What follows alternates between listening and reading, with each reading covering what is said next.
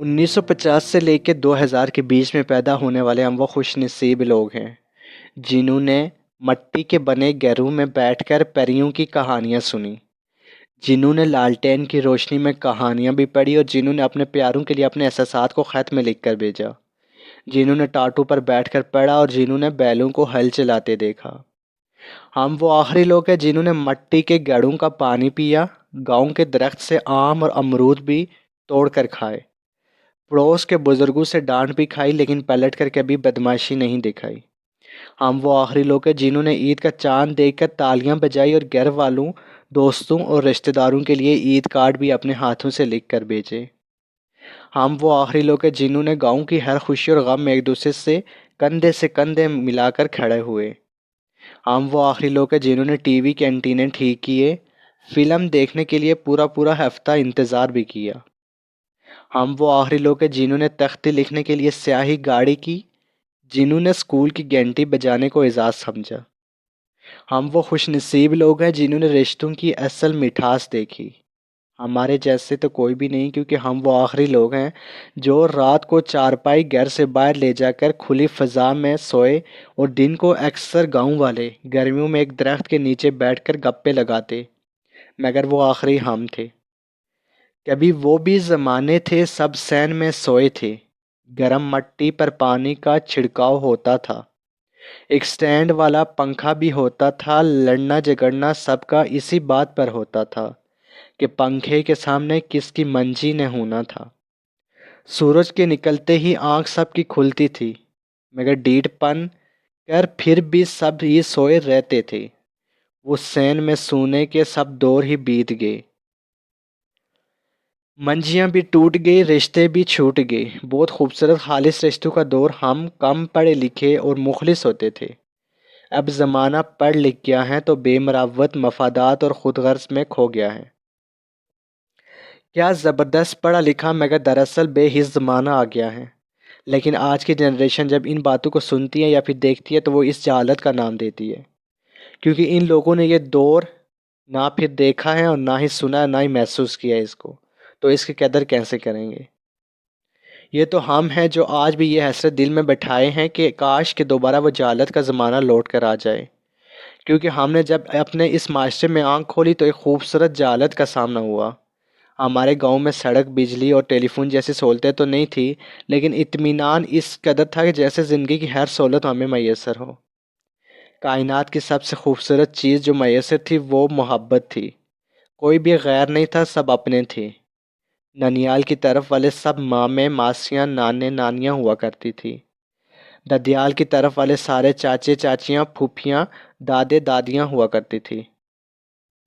یہ تو جب ہمیں نیا شعور ملا تو معلوم پڑا کہ وہ تو ہمارے چاچے مامے نہ تھے، بلکہ وہ سب دوسری برادریوں کے تھے۔ ہمارے بزرگ بڑے جاہل تھے، کام ایک کا ہوتا تھا، سارے مل کر کرتے تھے۔ جن کے پاس بیل ہوئے وہ خود آ کر دوسروں کی زمین کاشت کرنا شروع کر دیتے۔ گھاس کٹائی کے لیے گھر والوں کو دعوت دینے کی ضرورت پیش نہ آتی، بلکہ گھاس کاٹنے والے خود پیغام بھیجتے کہ ہم فلاں دن آ رہے ہیں۔ پاگل تھے، گھاس کٹائی پر ڈول بجاتے اور اپنی پوری طاقت لگا کر دیتے تھے جیسے انہیں کوئی انعام ملنے والا ہو۔ جب کوئی گھر بناتا تو جنگل سے کہیں من وزنی لکڑ دشوار راستوں سے اپنے کندھوں پر اٹھا کر لاتے، پھر کہیں ٹن مٹی چھت پر ڈالتے اور شام کو گھی شکر کے مزے لوٹ کر گھروں کو لوٹ جاتے۔ جب کسی کی شادی ہو تو دولہے کو تو مہندی لگی ہی ہوتی تھی، باقی گھر والے بھی جیسے مہندی لگائے ہوں، کیونکہ باقی جاہل خود آ کر کام کرنا شروع کر دیتے تھے۔ اتنے پاگل تھے کہ اگر کسی سے شادی کی دوستی کر لیں تو اس سے ایسے نبھاتے تھے جیسے سسی کے کچے گڑھے پر دریا میں چھلانگ لگا کر نبھائی، مگر کٹائی جو ہوتی ہے ایسی ایک دانہ صاف کرتے جیسے کوئی دوشیزہ اپنے بال سنوارتی۔ کتنے پاگل تھے کہ گندم گوائی پر تپتی دھوپ میں بیلوں کے ساتھ ایسے چکر کاٹتے جیسے کوئی سزا بھگت رہے ہوں۔ اگر کوئی فوت ہو جاتا تو دھاڑے مار مار کے سب ایسے روتے کہ پہچان ہی نہیں ہوتی کہ کس کا کون مر گیا ہے۔ دوسروں کے بچوں کی خوشی ایسے بناتے جیسے کہ اپنی اولاد ہو۔ اب شعور جو آیا تو ہر ایک کو پٹواری تحصیلدار تک رسائی حاصل ہو چکی تھی، اور پھر اوپر سے نظام وہ جس کا پیٹ بھرنے کو ایک دوسرے سے لڑنا ضروری سمجھا جاتا تھا۔ اب نفرتیں ہر دہلیز پر پہنچ چکی تھی اور ہم اپنی وہ متاع جسے محبت کہتے تھے وہ گنوا چکے تھے۔ اب انسانیت اور مسلمانیت کا سبق تو زہر لگنے لگا تھا، اب تو خدا بھی ناراض ہو چکا تھا۔ پھر نفرت اپنے انجام کو بڑی انسان کے قتل پر آمادہ ہو چکا تھا۔ برتری کے نشے میں ہم گھروں کا سکون تباہ کر چکے تھے، ہم بھول چکے تھے کہ کائنات کا سب سے بڑی برتری تو اخلاقی برتری ہوتی ہے۔ اب اخلاق سے تو ہمارا تعلق صرف اتنا رہ چکا تھا کہ صرف ہمارے گاؤں کے دو بندوں کا نام اخلاق تھا، لیکن ہم نے ان کا بھی اخلاق کہنا گوارا نہ کیا۔ اب ہم ایک دوسرے کو فتح کرنے کی وجہ ڈھونڈتے تھے، پھر قدرت نے بھی ہمیں معاف نہ کیا، اس لیے اس نے ہمیں موقع دے دیا۔ مار دہاڑ سے جب ہم ایک دوسرے کو فتح کرنے میں ناکام ہوئے تو بات قتل پر آ گئی۔ اب ایک تسلسل سے یہ عمل جاری ہے، اب تو ہم اخباروں اور ٹی وی کی زینت بھی بن چکے ہیں۔ اب شاید کوئی ایسا دن ہو جس دن عدالت میں ہمارے گاؤں کا کوئی فرد کھڑا نہ ہو۔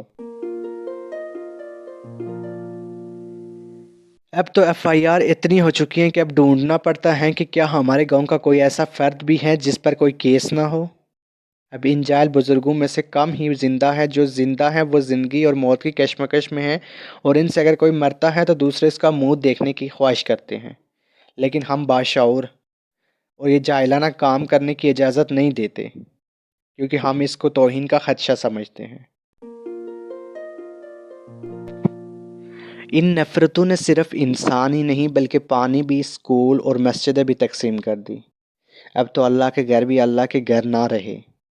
ہر کوئی اندر سے ٹوٹ چکا ہے، لیکن پھر بھی بضد ہے، وہ نفرت کا علاج نفرت سے ہی کرنا چاہتا ہے۔ اب محبت کا پیغام برادری کی بیلے سے غداری سمجھا جاتا ہے۔ اب آخر میں کیا ہی اچھا ہو اگر ہم آج بھی سنبھل جائیں، اپنے اندر کی ساری نفرتیں مٹا کر دوسروں کے حق میں دعا کرنے کی کڑوی گولی کھا لیں۔